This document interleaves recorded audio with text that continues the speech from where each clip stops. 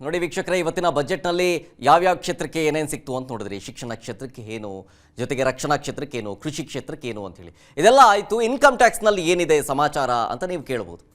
ಅದನ್ನು ಕೂಡ ನಿಮ್ಮ ಮುಂದೆ ಇಡ್ತಾ ಹೋಗ್ತೀನಿ. ನೋಡಿ, ಮಧ್ಯಮ ವರ್ಗದ ತೆರಿಗೆದಾರರಿಗೆ ಈ ಬಾರಿಯ ಬಜೆಟ್ ಸ್ವಲ್ಪ ಸಿಹಿ ಅಂತ ಅನ್ಸುತ್ತೆ, ಸ್ವಲ್ಪ ಕಹಿ ಅಂತ ಅನ್ಸುತ್ತೆ.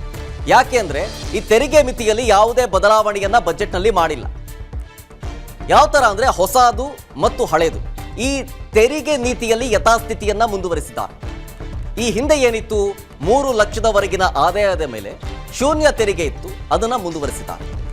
ಆದರೆ ಸ್ವಲ್ಪ ಚೇಂಜಸ್ ಅಂತಂದ್ರೆ ಸ್ಟ್ಯಾಂಡರ್ಡ್ ಡಿಡಕ್ಷನ್ ಇರುತ್ತಲ್ಲ, ಅದರಲ್ಲಿ ಸ್ವಲ್ಪ ರಿಲೀಫ್ ಕೊಟ್ಟಿದೆ.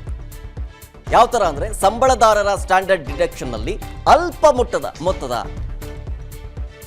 ಮಟ್ಟದ ಬದಲಾವಣೆಯನ್ನ ಮಾಡಲಾಗಿದೆ. ಹಿಂದೆ ಎಷ್ಟಿತ್ತು ಅಂತಂದ್ರೆ 50,000 ರೂಪಾಯಿಯ ಮಿತಿ ಇತ್ತು. ಈಗ 25,000 ಹೆಚ್ಚಿಗೆ ಮಾಡಿದ್ದಾರೆ. ಅಂದರೆ 75,000ಕ್ಕೆ ನಿರ್ಮಲಾ ಸೀತಾರಾಮನ್ ಅವರು ಏರಿಕೆ ಮಾಡಿದ್ದಾರೆ.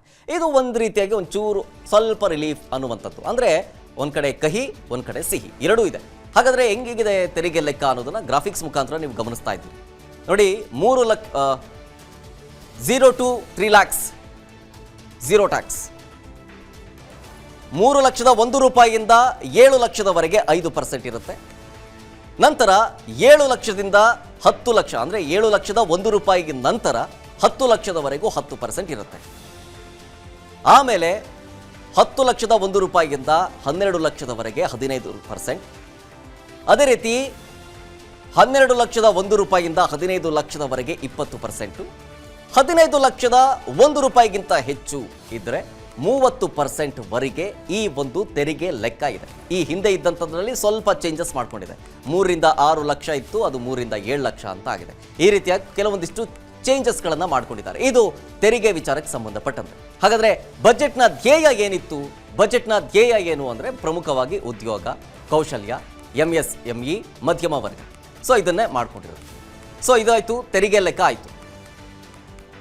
ಮತ್ತೊಂದು ಕಡೆ ಯಾವ್ಯಾವ ಬೆಲೆಗಳು ಏರಿಕೆ ಆಗಿದ್ದಾವೆ, ಯಾವ್ಯಾವುದು ಕಡಿಮೆ ಆಗಿದ್ದಾವೆ, ಅದನ್ನು ಕೂಡ ನಿಮ್ಮ ಮುಂದೆ ಇಡುವಂತಹ ಪ್ರಯತ್ನಗಳನ್ನು ಮಾಡ್ತೀವಿ. ಮೊದಲನೇದಾಗಿ ಮೊಬೈಲ್ ಫೋನ್ ಇನ್ನು ಮುಂದೆ ಕಮ್ಮಿ ಇರುತ್ತೆ.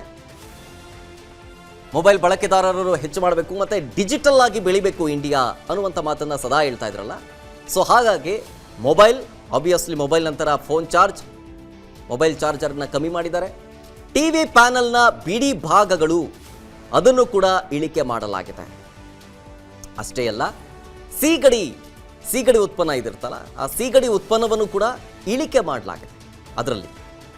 ಮತ್ತೊಂದು ಕಡೆ ವಜ್ರ ತಯಾರಿಕೆ ವಸ್ತುಗಳು ಕೂಡ ಇಳಿಕೆ ಆಗಿದ್ದಾವೆ. ಅಂದರೆ ವಜ್ರವನ್ನು ತಯಾರು ಮಾಡೋದಕ್ಕೆ ಏನೇನು ಬೇಕಾಗಿರುತ್ತಲ್ಲ ಆ ವಸ್ತುಗಳಲ್ಲಿ ಇಳಿಕೆ ಮಾಡಲಾಗಿದೆ. ಇನ್ನು ಚಿನ್ನವನ್ನು ಕೂಡ ಇಳಿಕೆ ಮಾಡಲಾಗಿದೆ. ಆಮದು ಸುಂಕ ಅಂತ ಕರಿತೀವಿ, ಅದರಲ್ಲೂ ಕೂಡ ಇಳಿಕೆ ಮಾಡಲಾಗಿದೆ. ಜೊತೆಗೆ ವಜ್ರವನ್ನು ತಯಾರು ಮಾಡೋದಕ್ಕೆ ಏನೆಲ್ಲ ವಸ್ತುಗಳನ್ನು, ಕಚ್ಚಾ ವಸ್ತುಗಳನ್ನು ಬಳಸ್ತಾರಲ್ಲ ಆ ವಸ್ತುಗಳಲ್ಲಿ ಇಳಿಕೆ ಆಗಿದೆ. ಚಿನ್ನ ಇಳಿಕೆ ಅಂತಂದರೆ ಆಮದು ಸುಂಕವನ್ನು ಕೂಡ ಇಳಿಕೆ ಮಾಡಲಾಗಿದೆ. ಇದು ಇಳಿಕೆಯ ದರಗಳು. ಜೊತೆಗೆ ಬೆಳ್ಳಿಯಲ್ಲೂ ಕೂಡ ಅಷ್ಟೇ, ಚಿನ್ನ, ಬೆಳ್ಳಿ, ವಜ್ರ ಅದೆಲ್ಲದರಲ್ಲೂ ಕೂಡ ಇಳಿಕೆ ಕಂಡಿದೆ. ನೋಡಿ, ವಜ್ರ ಕೂಡ ಇಳಿಕೆ ಆಗಿದೆ. ಇದು ಈ ಬಜೆಟ್ನಲ್ಲಿ ಕೊಟ್ಟಿರುವಂತಹ ಕೆಲವೊಂದಿಷ್ಟು ಪ್ರಮುಖ ಅಂಶಗಳಲ್ಲಿ ಒಂದು. ಪ್ಲಾಟಿನಂ ಕೂಡ ಇಳಿಕೆ ಆಗಿದೆ. ಜೊತೆಗೆ ನೋಡಿ, ಸೋಲಾರ್ ಸೆಲ್ನ ಬಳಸಬೇಕು ಅನ್ನೋದ್ರೆ ಯೋಚನೆಗಳನ್ನು ಕೂಡ ರೂಪಿಸ್ತಾ ಇದ್ರು. ಈಗಷ್ಟೇ ನಾನು ಹೇಳ್ತಾ ಇದ್ದೆ, ಅದಕ್ಕೆ ಉತ್ತೇಜನ ಕೊಡೋದಕ್ಕೆ ಅಂಥೇಳಿ ಅದನ್ನು ಕೂಡ ಬೆಲೆಯಲ್ಲಿ ಇಳಿಕೆ ಮಾಡಲಾಗಿದೆ. ಇನ್ನು ಕ್ಯಾನ್ಸರ್ ಔಷಧಿಗಳು, ಕ್ಯಾನ್ಸರ್ ಪೇಷಂಟ್ಸ್ಗಳು ಇತ್ತೀಚೆಗೆ ಜಾಸ್ತಿ ಆಗ್ತಾ ಇದೆ.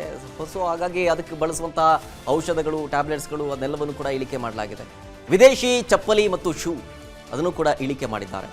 ಬಟ್ಟೆ ದರ ಏರಿಕೆ ಆಗಿದೆ. ಎಸ್, ನೋಡಿ, ಯಾವುದು ಏರಿಕೆ ಯಾವುದು ಇಳಿಕೆ ಅನ್ನೋದನ್ನು ಗಮನಿಸ್ತಾ ಇದ್ವಿ. ಮತ್ತೆ ಮೊದಲನೇದಿಂದ ಬರೋದಾದರೆ ಮೊಬೈಲ್ ಫೋನ್, ಡಿಜಿಟಲಿ ನಾವು ಮುಂದೆ ಬೆಳಿಬೇಕು ಅನ್ನೋ ನಿಟ್ಟಿನಲ್ಲೇ ಮೊಬೈಲ್ ಫೋನ್ ಆಗಿರ್ಬೋದು, ಫೋನ್ ಚಾರ್ಜರ್ ಆಗಿರ್ಬೋದು, ಇದೆಲ್ಲವನ್ನು ಕೂಡ ಇಳಿಕೆ ಮಾಡಲಾಗಿದೆ. ಡಿಜಿಟಲಿ ಬೆಳಿಬೇಕು ಅಂತಂದರೆ ನಾವು ಫಸ್ಟು ಮೊಬೈಲನ್ನು ಬಳಸಬೇಕು, ಎಲ್ಲರ ಕೈಯಲ್ಲೂ ಮೊಬೈಲ್ ಇರಬೇಕು, ಮೊಬೈಲು, ಲ್ಯಾಪ್ಟಾಪು.